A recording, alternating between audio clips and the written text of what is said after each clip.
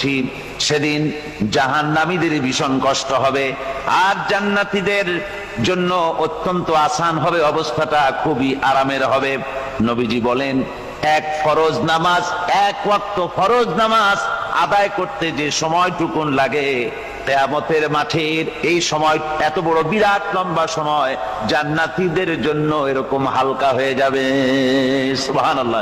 হযরত আবু সাঈদ খুদরী রাদিয়াল্লাহু তাআলা আনহু হাদিস কেন বর্ণনা করেছেন, এক ওয়াক্ত নামাজ, একটা ফরজ নামাজ পড়তে যতটুকুন সময় লাগে, এতটুকুন সময়ের ভেতরে জান্নাতীদের কারবার শেষ হয়ে যাবে। সুবহানাল্লাহ বিহামদি। আর ওদের কারবার তো শেষই হবে না। وَيَوْمَ تَشَقَّقُ السَّمَاءُ بِالْغَمَامِ وَنُزِّلَ الْمَلَائِكَةُ تَنزِيلًا। ওরা ফেরেশতা দেখতে চায়। সেদিন আসমান সমূহ